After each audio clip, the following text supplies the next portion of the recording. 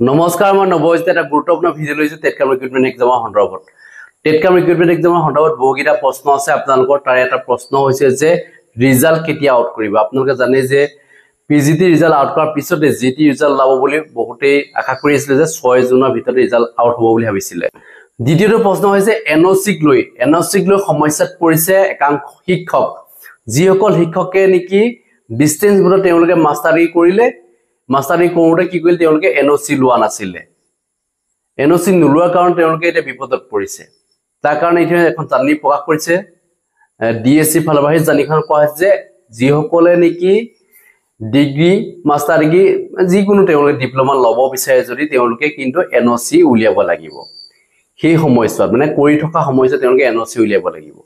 কিন্তু এনঅসি বহুতে উলিওৱা নাছিলে কাৰণ সেই সময়ছোৱাত কম পোৱা নাছিলে কাৰণ তেওঁলোকে যেতিয়া তেওঁলোকে শিক্ষাদান কৰি আছিল কোনো সমস্যা নোহোৱাকৈ তেওঁলোকে শিক্ষাদান কৰি আছিল এনঅসি নুলিয়াকো তেওঁলোকে যেটো দেওবাৰ পৰীক্ষা হয় ডিসটেন্স বোৰ্ডত সেইসকল প্ৰাৰ্থী ইতিমধ্যে তেনেধৰণে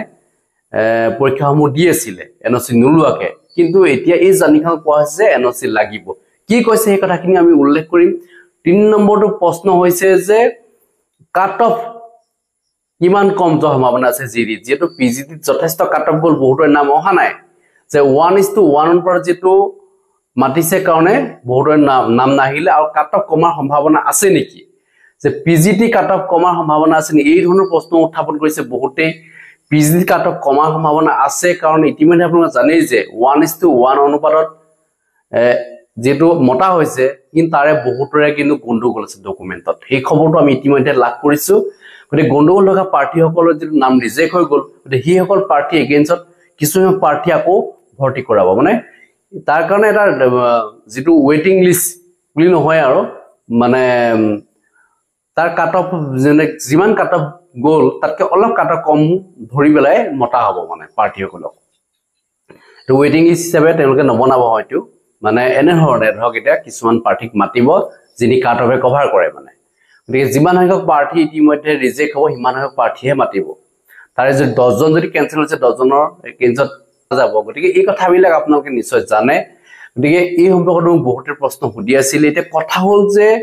আৰু এটা প্ৰশ্ন মোক সুধিছিল যে ল্যাঙ্গুৱেজক লৈ এটা সমস্যা আছে কিছুমানে কি কৰে অসমীয়া মিডিয়াম স্কুল তেওঁ শিক্ষাদান কৰিব বিচাৰে কিন্তু তেখেতৰ অসমীয়া সাবজেক্টটো নাছিলে এইচএসএলসি যাৰ কাৰণে তেওঁলোকে এতিয়া অসম সাহিত্য সভা হওক বা বাংলা যি সাহিত্য সভা আছে তেওঁলোকে সেই সাহিত্য সভাৰ তেওঁলোকে তাৰ পৰা এখন সাৰ্টিফিকেট ল'ব লাগিব সাহিত্য সভাৰ পৰা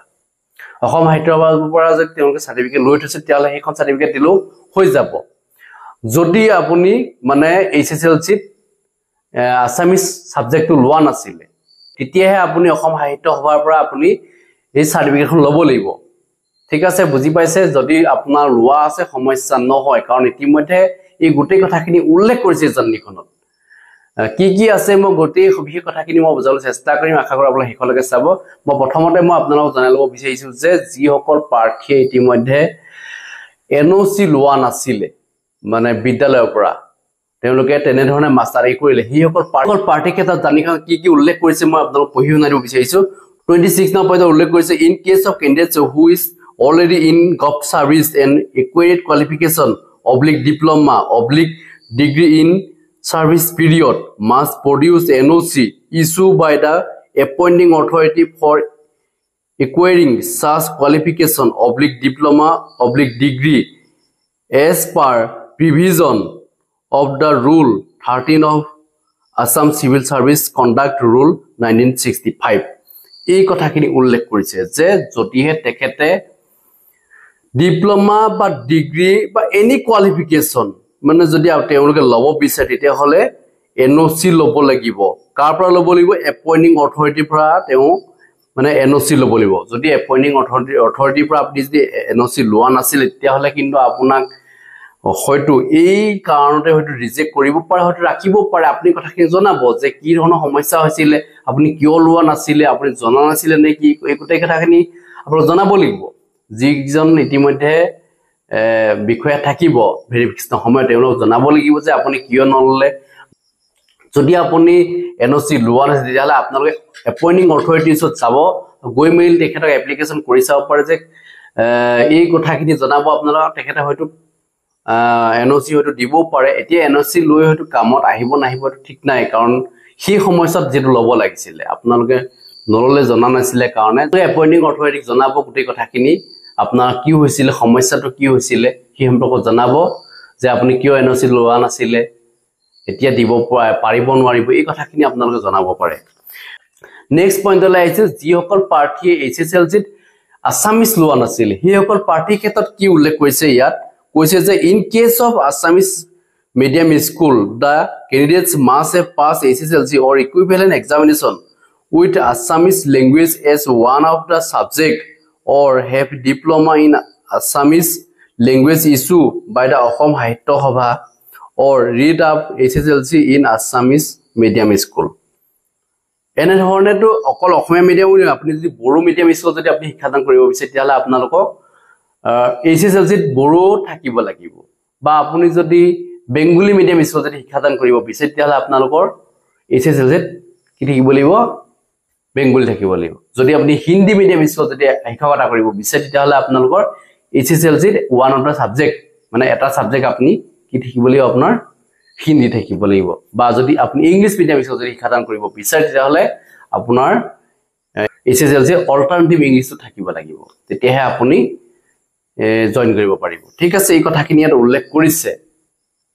গতিকে যি সকলৰ আছামিজ বিষয়টো নাছিলে এইচএছএল তেতিয়ালে তেওঁলোকৰ সমস্যাত তেওঁলোক পৰিব পাৰে বা তেওঁলোকে অসমীয়া মিডিয়াম স্কুল শিক্ষাদান কৰিব নোৱাৰিব তেওঁ বেলেগ মিডিয়াম হয়তো দিব পাৰে তেওঁ যদি ইংলিশ অল্টাৰনেটিভ ইংলিশ আছে তেতিয়ালে তেওঁ অল্টাৰনেটিভ ইংলিশ মিডিয়াম স্কুল তেওঁ মানে শিক্ষাদান কৰিব দিব গতিকে এই কথাখিনি আপোনালোকে নিশ্চয় বুজি পাইছে এতিয়া আহিছে মোৰ ৰিজাল্টৰ সম্পৰ্কত পিজিটি ৰিজাল্ট আউট কৰাৰ পিছতে জিটি ৰিজাল্ট ওলাব বুলি সকলোৱে আশা কৰি আছিল কিন্তু জিটি ৰিজাল্ট এতিয়ালৈকে ওলোৱা নাই জিটি ৰিজাল্ট আপোনালোকে জুন মাহৰ শেষৰ ফালে লাভ কৰিব পাৰে কাৰণ ইতিমধ্যে শিক্ষামন্ত্ৰী মহোদয়ে জনাইছিলে যে